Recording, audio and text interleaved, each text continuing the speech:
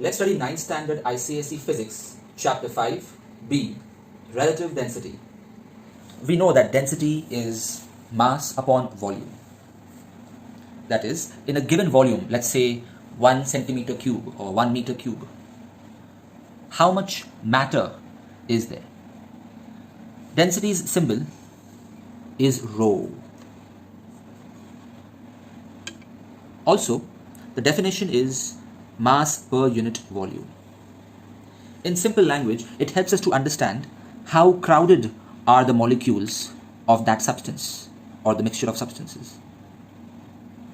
For example, 1 kilogram of iron and 1 kilogram of cotton occupy different volumes. 1 kilogram of cotton would occupy more volume because its density is far less. If you have the same size of an iron ball and a wooden ball, which one is heavier? Well, even though the volume is same, iron ball is heavier because its density is more. The SI unit of density is kilogram per meter cube and the CGS unit is gram per centimeter cube. How do we convert kilogram per meter cube to gram per centimeter cube? Well, surprisingly, we divide by 1000. Even though we are converting a bigger unit into a smaller unit, in this case, we will divide by 1000. And if you want to convert gram per centimeter cube to kilogram per meter cube, multiply by 1000. So if there is a sentence like density of iron is 7.8 gram per centimeter cube, what is the meaning of this sentence? It means that 1 centimeter cube of iron will have a mass of 7.8 gram. And how do we convert this into SI unit? Multiply by 1000. So that will give us 7800 kilogram per meter cube. What is the effect of temperature on density? Well, usually when you heat something, be it a solid, liquid or gas, the intermolecular spaces increase. That is, the object expands, the volume increases, and so the density decreases whenever the temperature increases, and vice versa. There are some exceptions, of course. You must already know that the density of water is highest at 4 degrees Celsius. As you cool water, it contracts, but that is true only till 4 degrees Celsius. If you cool it below 4 degrees Celsius, then it starts expanding. So again, its density starts decreasing. So the density of water is highest at 4 degrees Celsius, which is equal to 1 gram per centimeter cube or 1000 kilogram per meter cube. We need to remember the density of water for numericals. In chapter 6, we had seen this graph in which as you cool water, the density increases, reaches its peak, 1 gram per centimeter cube at 4 degrees Celsius, but after that the density decreases. On the other hand, the volume, it decreases, minimum volume at 4 degrees Celsius, but after that it starts expanding, and that's the reason why ice floats on water, because ice's density is less than that of water. Now let's talk about relative density. Relative density of a substance is the ratio of the density of that substance to the density of water at 4 degrees Celsius. This is the formula. Let's take an example. The density of iron is 7.8 gram per centimeter cube. So let me substitute that value out here. 7.8 upon, and what is the density of water at 4 degrees Celsius in CGS units? It is 1. So what is the relative density of iron? Well, it's 7.8. But relative density has no units because it's a ratio of similar quantities. If we would have used SI units, then what would have been the answer? Let's check. Density of iron is 7800 kilogram per meter cube, and the density of water is 1000 kilogram per meter cube. So if I divide them, 0, 0, gone, cut, but 78 upon 10, that's 7.8 again. So we get the same answer, obviously. So the relative density of a substance is so easy to find. We don't have to calculate it, we can do it mentally. So let me ask you a question. If the density of mercury is 13.6 gram per centimeter cube, what is its RD? That's right, it's 13.6. Next question. Let's say the density of wood is 800 kilogram per meter cube. What is its RD? Well, there are two ways to calculate. Either you can use a formula that's 800 upon 1000. That's 0.8, no units, of course. Or what I prefer doing is convert the SI unit into CGS unit. So 800 kilogram per meter cube will be 0.8 gram per centimeter cube. And we know that whatever is the density in the CGS unit, you just remove the units and that becomes the RD. This is simply because the density of water is exactly 1. So the denominator disappears anyway. But what is the use of relative density? Well, it helps us to quickly understand whether the object is denser than water or is it less dense compared to water. I'm not using the word heavier. Okay, density is different from heaviness, which is weight or mass. So if the density or the RD of any object is less than 1, it means it will float on water. And if the RD is greater than 1, it will sink in water. Now there is another formula for RD. We know that RD is density upon density, and density is mass upon volume and mass upon volume. Assuming that the volume is same, volume gone, it can be cut up and down. So what is left? Mass upon mass. So now we can define RD in another way. It is a mass of the substance upon mass of an equal volume of water at 4 degrees Celsius. So that's an alternative way of defining relative density. So once again, what's the difference between density and relative density? Well, first of all, the definitions are different and the units, of course. Now let's understand how to determine the RD of a solid using Archimedes principle. Now we know that RD is mass of the object upon mass of water, assuming that the volume is same. Then we can use this formula. So when we say mass upon mass, we may as well say weight upon weight, because if the mass is 5 kg, the weight is 5 kgf. If the mass is 10 kg, the weight is 10 kgf. So it's the same thing. Note that now the formula of RD has become weight of the body upon weight of water displaced by the body. And does this sentence ring a bell? Weight of water displaced by the body. Isn't that equal to the upthrust? Or isn't that equal to the loss in weight of the object when immersed in water? So that's how we are using Archimedes principle here. So now the RD is equal to weight of the object upon the loss in weight. So let me give you an example here. Imagine this solid here whose weight is, let's say, W1 GF in air, of course. That's the original weight when it was in air.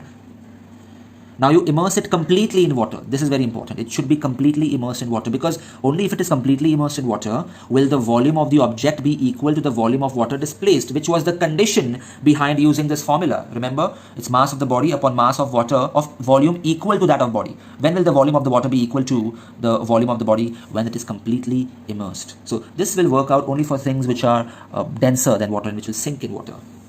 So I got weight of the solid in air, and now weight of the solid in water. Let's say the weight of solid in air was 10 GF, and when you immersed it in water, obviously the weight will be less. Let's say now it is 7 GF.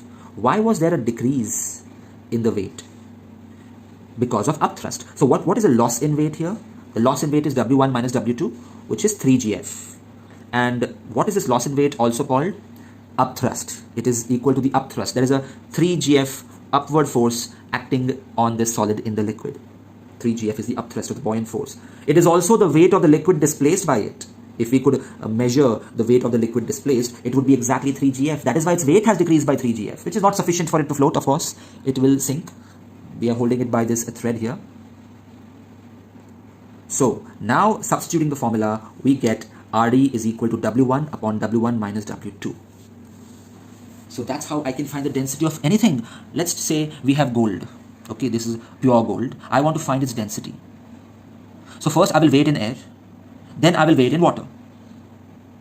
Weight in air is W1. Weight in water is W2. Use this formula. Get the density of gold.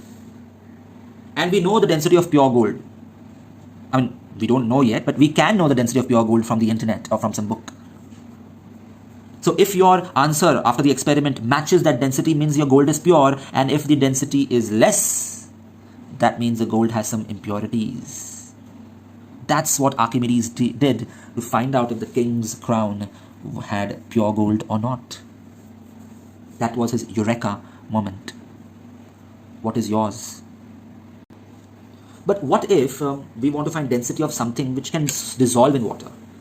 That's a problem, because as soon as you immerse it in water, it will dissolve. Then how will I measure the W2? Well, we have a slight adjustment to the experiment now. Let's immerse it in some other liquid in which it will not dissolve, like let's say oil. And we will adjust the formula also. You just have to learn this formula, that RD is also equal to weight of the solid in air, which is W1, upon loss in weight of the solid in the liquid, that is say oil, into RD of that liquid, that is RD of the oil, which is let's say 0.8. The values will be given in the question. So now you know this new formula as well. And finally, what if we have to find the density of a liquid, the RD of a liquid? Let's say I give you oil. Then how will you find the density of oil? Using Archimedes principle. Alright, RD of oil, or any liquid for that matter, is equal to weight of oil or liquid upon weight of the same volume of water. Do you agree with this formula? This is similar to the one which we had described earlier. RD can be calculated with the formula mass upon mass, because volume is same, and mass upon mass is also written as weight upon weight. It doesn't make a difference in our calculations.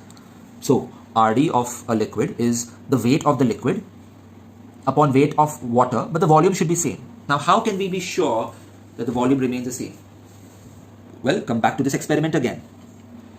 What we'll do is, we'll use any object, okay, any object which is heavier for both the liquids. We will measure the weight of the object in air, let's call it W1. Then we will immerse it in a liquid, not in water, but in the liquid, and now we will weigh it, which will be W2. So let's say in air it was 10 GF, and in the liquid, which is oil in this case, let's say it weighed 8 GF. So why was there a loss in weight here? Because the liquid, that is the oil, applied an upthrust on it. So how much is the upthrust applied in oil? 2 GF. 2 GF. Isn't this the weight of the oil displaced? Upthrust is equal to weight of oil displaced. So that means W1 minus W2 is actually the weight of the liquid displaced. Great. Next step. Now the same object, you immerse it in water completely. Notice that since we are using the same object in the liquid as well as in water, the volume of water displaced and the volume of the liquid displaced will be exactly same, because that would be equal to the volume of the object. That was a precondition for the formula to work. The volume had to be same. But in water, again W1 is same 10, and now let's take it as W3. So W3, since W2 was the weight in oil, so the weight in water, let me call it now as W3. Why is there a difference? Because there was an upthrust exerted by water. How much upthrust? 3 GF. And isn't this equal to the weight of the water displaced? Yes, it is. So let's say that W1 minus W3 is the weight of the water displaced. So W1 minus W2 was the weight of the liquid displaced, and W1 minus W3 is the weight of the water displaced. The volumes are exactly same. So now you substitute these values, we get a formula that RD of any liquid is W1 minus W2 upon W1 minus W3. And now you know the logic behind it.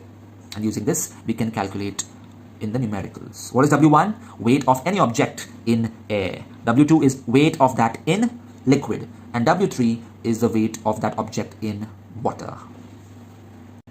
Next, let's talk about the next topic, flotation. Now, a lot of it has already been studied in section 5A.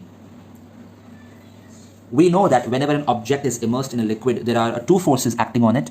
The weight of the object is acting downwards and it acts at the center of gravity. And the upthrust or the buoyant force acts upwards and it acts at the center of buoyancy. And the center of buoyancy is actually the center of gravity of the displaced liquid, or you can say the central point of this immersed part of the object. If the object is completely immersed, of course, the center of gravity and the center of buoyancy coincide. It's the same point. When you look at this diagram, you know that here the object's density is less than that of water. So its RD is less than 1. Also, if we were to completely immerse it, the upthrust would be greater than the weight of the object. But right now, since it is floating, we can say that its upthrust is equal to its own weight. That's right. Remember, whenever anything floats, be it completely submerged or partially submerged, its weight is equal to the upthrust. So the apparent weight is 0 and the upthrust is equal to the weight of the liquid displaced. We also know the formula for upthrust. It is V rho G, but here we talk about rho of the liquid. On the other hand, the weight formula is also V rho G, but here the rho is that of the body. Even the volumes can be different. Here for upthrust, the volume of liquid displaced is equal to volume of submerged part of the body, whereas to calculate the weight, we take the volume of the entire body, which may or may not be completely submerged. But what if the upthrust is less than the weight? Then we have this case in which the object is completely submerged. Yes, there is a loss in weight. Yes, there is upthrust being exerted, but that's not enough to make it float. Its net weight will be greater than 0. It will sink. And this happens when the density of the object is greater than the density of the liquid. So this brings us to the law of flotation, or the principle of flotation. Whenever there is a floating body, then the weight of the floating body is always equal to the weight of the liquid displaced by its submerged part. For example, if there is Titanic whose weight is 1,000 tons, let's say, when can it float on sea? Only if it is able to displace 1,000 tons of seawater. Whenever anything floats, it's simply because it is able to displace the liquid whose weight is equal to its own weight. And that makes sense because the weight of the liquid displaced is nothing but the upthrust. And we know that if the upthrust is equal to the weight of the object, then they nullify each other. The apparent weight is 0, which means it floats. Next, let's find a relationship between the volume of the submerged part of the floating body and the density of the liquid. We know that how much part of the solid will immerse or be submerged depends on the density of the object. If you were floating in river water and in seawater, in which case will you be submerged greater inside the water? Yes, in river water, you will be submerged more than in seawater because seawater is denser. So it can exert a greater upthrust. And so you need to be submerged lesser in order to float in seawater. And that's why it's easier to float in the sea. In fact, the Dead Sea is the easiest to float in. So do this assignment. You need to go to the Dead Sea, float on it, take a pic as evidence and submit it by the next lecture. Now we know that whenever an object is floating, the weight of the body is equal to weight of liquid displaced. That is the law of flotation. Weight of the body is V rho G, where V is the volume of the entire body and rho is the density of solid. Weight of the liquid displaced is nothing but the upthrust, and upthrust formula is V rho G, but here V is the volume of liquid displaced, or you can say the volume of the submerged part, which may be less than the entire volume. The rho is the density of the liquid and G is the same. So since they are equal, G and G can be cancelled, and by rearranging the terms, I am getting V upon V is equal to rho upon rho. That means volume of the immersed part of the body upon the total volume is equal to density of the body upon density of liquid. This is based on law of flotation, so this is applicable for floating objects only. Let's take a few examples. There is a cork of density 3/4, that is 0.75. Will it float on water? Obviously, because that's less than 1. How much is the RD?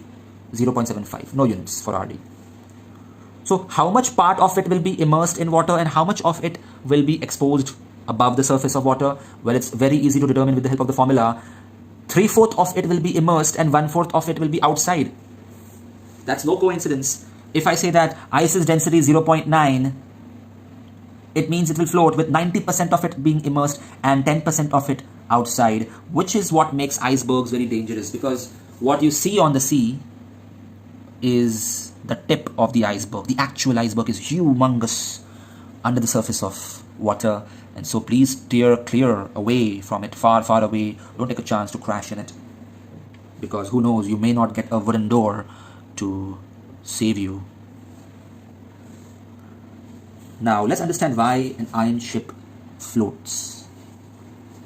Yes, you may simply say that the average density of the iron ship is less than the density of seawater, because even though iron is denser, But a ship has a lot of empty spaces. It has wood, it has air.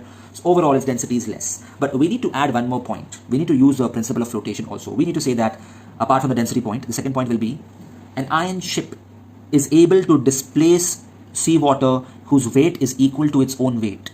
Hence, it floats. Or in other language, the upthrust on the iron ship is equal to the weight of the iron ship, and hence it floats. That is also the reason why, if the ship is loaded, it is submerged more compared to when the ship is unloaded. So if the ship was submerged this much, and you put a lot of cargo in it, a lot of people in it, it will submerge greater because its weight has increased. So now it will have to displace more seawater so that the displaced water's weight becomes equal to its own heavy weight. A ship begins to submerge more as it sails from seawater to river water. That's an amazing give reason out there. So this is a ship, the front part of the ship, and it is submerged partially in sea. But as soon as it enters a river, you will notice that it submerges even more. But why does it submerge more in river water? Well, seawater's density is more than the density of river water. So by displacing some seawater, it is able to generate enough upthrust for it to float. Now in river also, if it wishes to float, it will have to displace so much river water whose weight is equal to the ship's weight. How can that be possible? By submerging more, by displacing an even greater amount of river water. Then only the weight of the entire river water displaced will be equal to the weight of the entire ship, and it will float. Now there is something called a Blimsel line at the side of a ship. It's not a ship, but let me just show that at the side of a ship, if you notice, there is one line, a white line, or sometimes of other colors. We see it just, let me show it here. We see it just above at the surface of water. Is a Blimsel line, which helps us to understand that is it submerged enough in the water. Otherwise, if it is not submerged enough, it can just topple. It can just topple sideways, and it would seem as if the side ribs of the ship are kissing the sand of the shore on which it is toppling. So each ship has a white line painted on its sign, which is called Blimsel line. So when a ship is being loaded with cargo or with people, it is ensured that there is no extra cargo more than a certain limit on the ship. They will load to make sure that the Blimsel line is exactly touching the water level. If there's too much load on it, then the Blimsel line will be further deep. It won't be visible. That means we need to unload something. On the other hand, if a ship is not loaded at all, then it will float like this. You can see the Blimsel line. This is the Blimsel line here. This is a dangerous situation. It can just topple. So in such a case, if you have to take the ship out into the sea, you better fill it with sandbags so that it becomes heavy enough and it submerges more. The Blimsel line will touch the sea level. This will also result in the center of gravity going down. This will become the center of gravity. It will be more stable. It will be in equilibrium, and then less chances of it toppling. Next give reason is, why is it easier for a man to swim in seawater than in river water? Well, I've already explained that. So that's because seawater has a greater density, so it can produce enough upthrust by even a less displacement of seawater. So the person has to submerge less in seawater. On the other hand, to float in river water, he'll have to submerge more to produce that kind of upthrust again. Now, flotation of submarines. How is a submarine able to dive deep inside and even come up to the surface whenever commanded? Well, they have ballast tanks, which was inspired by the fish swim bladders. These ballast tanks can be filled with air so that the overall density of the object decreases and it can float, because now the total weight of the submarine can easily be balanced by the liquid displaced by it, or you can say by the upthrust acting on it.